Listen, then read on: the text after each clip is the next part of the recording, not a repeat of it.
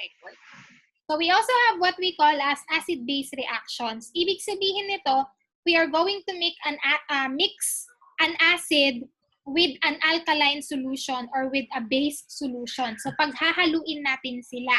And this process or this reaction is what we call as neutralization. Kasi very acid siya, tapos isang something na very alkaline. So pag pinag-mix natin sila, they will neutralize each other. So ang mafo-form niya na solution is neutral in nature. So for example, kapag ang isang tao ay nagsasuffer from hyperacidity, sobrang acid na yung sa loob ng tiyan niya. So, ang gagawin niya, iinom siya ng isang antacid. Hindi Yakult, antacid. Yung, ano ba yung pangalan ng mga common na antacids ngayon? Kasi when we say, hindi. When we say antacids, ibig sabihin, these are anti-acids. So, what they neutralize yung mga acidic solutions. So, ang gagawin, yes po. Alam ko na, Char. Kating ko. Anghil. Antacids, iniinom siya. Ay? Kremel acids. Kremel S? Yes. Kremel S. So, antacid yan. Ang ginagawa niya is ninyo-neutralize niya or nilo-lower down niya yung acidity ng isang acid. So, for example, ito, I'm going to mix something very acidic with a pH 2. So, in order for me to lower down the acidity of this acid, I'm going to mix a base or an alkaline solution with a pH 12. So, if I mix them together, I will produce a solution pH 0. pH 8. So, almost, ang 0 ay acid. Ayun nga pala. Diba? Balikan natin. This is acid. 0 is acid. So, ang kailangan... Kapag 7, water. 7 or 8. Something that is neutral. So, for example here, it produces a pH 8 na solution. More of alkaline siya, pero hindi siya super alkaline. Malapit siya sa neutral sa 7.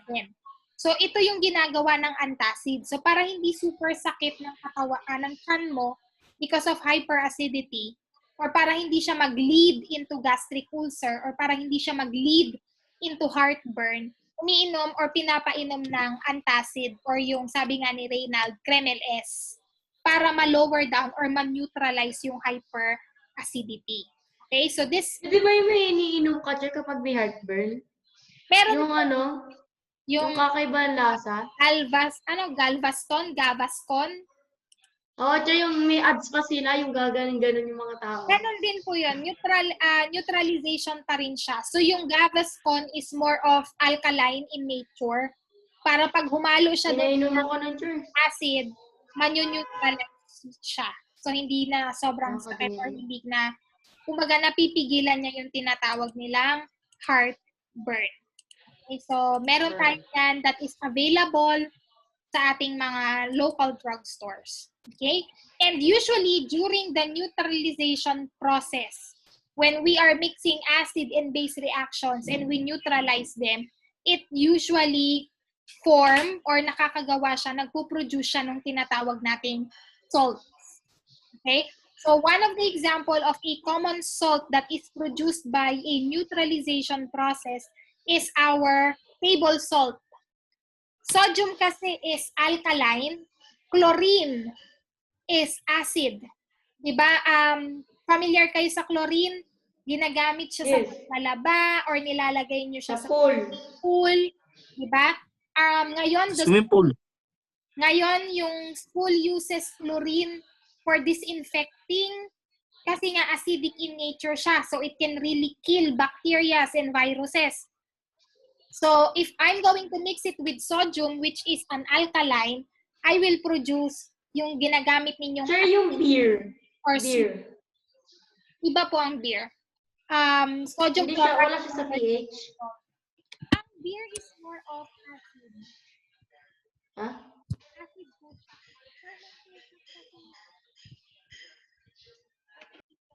Sir, ang hina po ng boses niyo po. Sir, ang hina po ng boses niyo.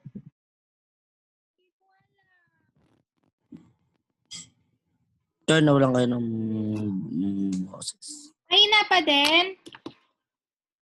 Hindi na po, Chair. Na po, okay na po. Chair. Sorry, hindi ko alam kung ano nangyari sa internet. Baka humina lang siya. Fermentation ang beer, so more of acidic siya. Kaya hindi rin advisable na hindi ka kumakain tapos you're drinking alcoholic beverages. Kasi it can also lead to hyperacidity. So acid siya in nature. Okay? So when we do neutralization reactions or when we are mixing acid and base, automatic yan ha, we are going to produce or to create what we call as salts. Okay?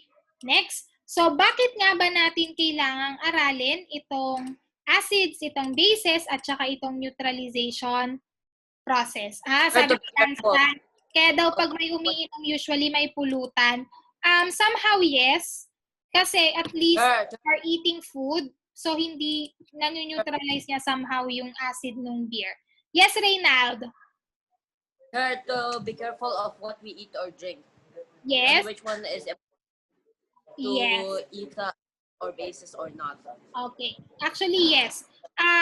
One of the reasons why we have to learn about this, syempre, when we are using the laboratory, we have to learn kung alin doon ang acids kasi they are corrosive. So, ibig sabihin, we have to handle them properly. At the same time, syempre, some of the food that we are eating are acidic or alkaline in nature. So, we need to be careful, tulad nga ng sinasabi ni Reynald, of what we are eating and what it will do to our body. So these are just some of the applications. Ito yung mga trabaho na or ginagawa na ninyo everyday na ginagamit niyo yung concept or yung idea ng acids and bases. Ito yung unang sinasabi ni Kadesh. Sa Subic Water or any water companies, it's very important.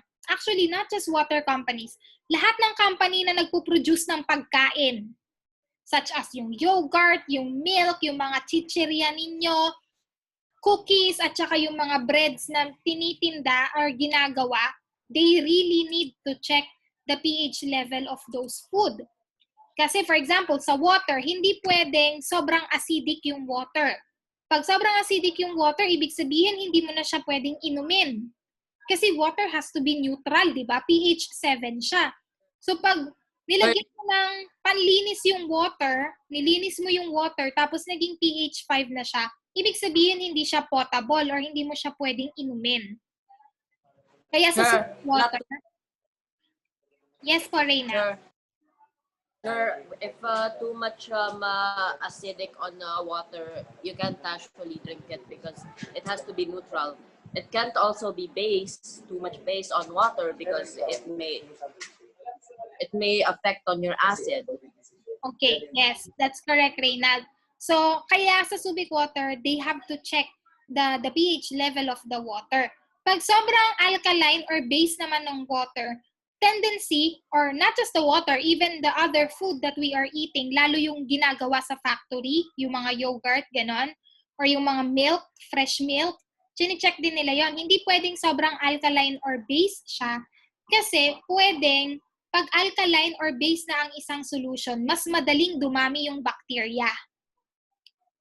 So, hindi rin pwede. So, it's either madaling masira yung pagkain or pagka kinain na siya ng tao, na pumapasok na yung unwanted bacteria inside of our body. So, nagkakaroon na siya ng reaction. Pwede kang mag-food poisoning, pwede kang mag-diarrhea, pwede kang mag-dehydration because of that.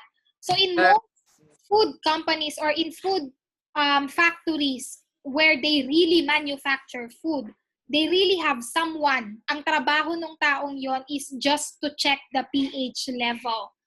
Kasi the pH affects the bacteria na pwedeng dumami doon sa tubig or doon sa pagkain. Yun din yung dahilan kung bakit yung swimming pool ninyo, kailangan ninyong lagyan ng chlorine or kailangan ninyong i-check yung pH level.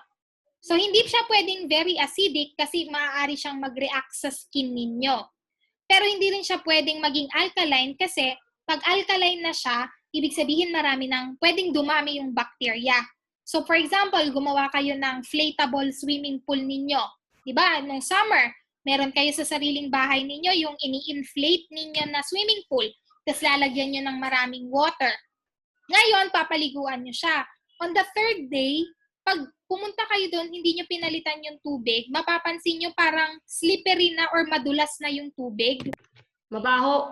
Mabaho at saka madulas. Iba yung dulas niya. Very, Amoy yung pawis, Chair. Sa lalo damit na mo. yung walls nung swimming pool, very slippery na siya. Ibig sabihin, alkaline na yon.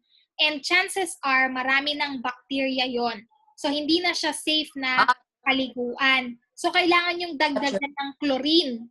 Pag dinagdagan nyo siya ng chlorine, ibig sabihin, hindi na siya alkaline. Magiging weak acid or neutral na siya. At the same time, mapapatay niya yung mga bacteria. So, safer na siya na paliguan ninyo. Yes, Reynald?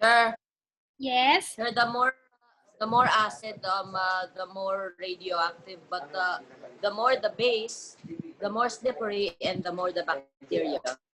Not really radioactive. Pero hindi kasi nabubuhay ang mga bacteria sa highly acidic na mga solutions or lugar. So if you want to control the growth of bacteria, weak acid or mga 6 or 6.5, ganon. Pero pag naging 8 or 9 na siya, hindi na naaapektuhan yung bacteria nun, so dumadami na lang sila ng dumadami. Okay?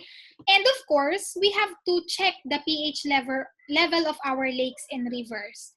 Hindi pwedeng acidic ang ating lakes and rivers kasi mamamatay yung mga fishes, mamamatay yung mga shells and coral reefs natin.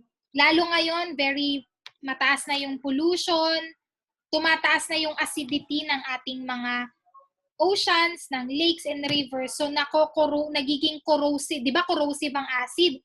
So, nadidissolve na niya yung mga shells ng mga some sea animals at saka yung coral reefs, nadidissolve na yon if the water is very acidic. So, hindi pwedeng very acidic ang ating lakes, rivers, and oceans. So, hindi rin siya pwedeng super alkaline kasi hindi rin siya okay sa mga fishes. Ayaw din ng mga fish na sobrang alkaline yung water. Usually, yung mga fish gusto nila neutral or very weak acid yung kanilang water environment. So, it's very important that we maintain the pH level of some of itong mga everyday activities natin. Okay? Do we have any questions? So, Sure. yes, Reynald. Sure, what if there's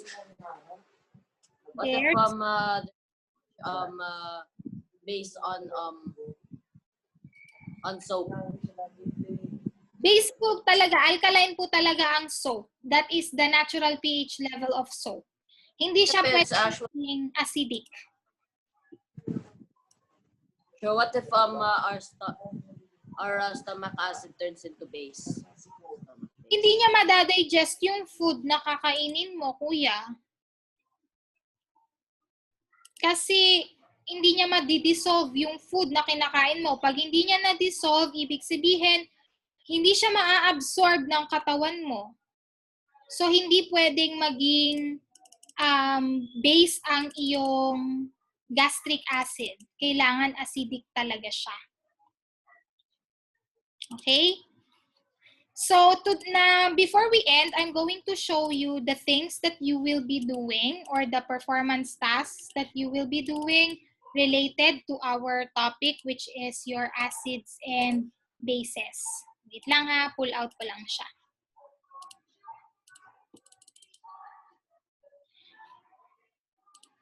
Okay. So, yung isa is actually a simulation. So, sabi ko nga sa inyo, online nyo siya gagawin. So, itong simulation natin is, papanoorin nyo yung video na to kung paano nyo siya gagawin online. So, ipinakita ko dito kung paano nyo siya gagawin online. Isisend ko yung link sa inyong group chat. Pagka napanood nyo na yung video at alam nyo nang gamitin yung simulation, so what you will do is you are going to answer this printed module. Pakihanap na lang, nawala ka? Pakihanap na lang sa inyong folder. Sino po ang nandyan ang folder? Pakihanap. Ang title ay PH Simulation.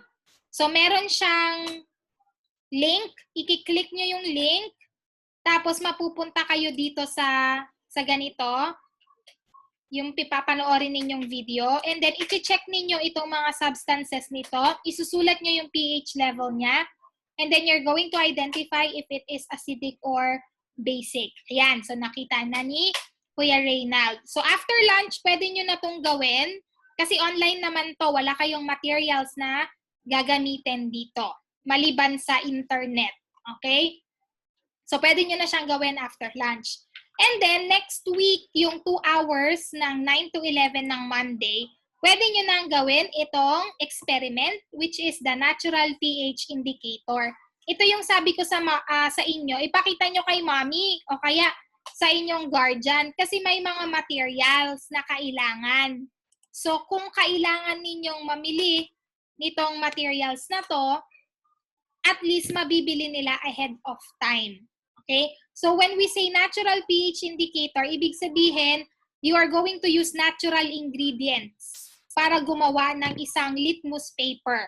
Okay? So ang gagamitin ninyo, it's either hanap kayo ng red cabbage, yung mga malapit sa lumang palengke dyan sa Olongapo, pwede kayong mamili ng red cabbage. Okay? Or pwedeng purple kamote tops. Or, nakaw na lang kayo sa kapitbahay ninyo ng gumamela flower. Dami yun. Oo. Kasi pag ginawa nyo yan, ang magiging solution ay kulay blue. Tapos, yung gagawin nyo yon, imimix ninyo dito sa iba't ibang substances. So, imimix nyo sa vinegar, imimix nyo sa Sprite, sa powder, calamansi, milk, Zonrox, eggs, cheese, yung mga ganyan. So, i-check ninyo kung acid or base din siya using a natural litmus paper. Okay? So, you will be answering this as well. So, you will check ano yung color indicator niya. Nagbago ba yung blue into pink or nag-stay siya ng blue color? So, pag nag-stay siya ng blue, ibig sabihin base pa rin siya. Pag nag-change siya into pink, Kapag nag-keep lang. ibig sabihin acid siya. Pag nag-keep, ibig sabihin alkaline. Base siya. Okay? So you have 2 additional performance tasks to do for the topic of acid-base. Isang simulation at saka isang actual experiment. And then, sabi ko nga sa inyo, if you want to test other materials such as yung sinigang mix, okay lang din. Walang problema if you want to add additional materials for your experiment. Okay? Wag lang kayong mix ng kung ano-ano tapos i-test nyo na lahat. Okay? Isa-isa lang. Okay? If you have questions, you can send me a message or you can send your questions doon sa inyong group chat. Sasabihin na lang sa akin ni Teacher Rosette para masagot ko yung mga tanong nyo. Or for some people, you can send directly a personal message sa akin. Yes, Kuya Reynald?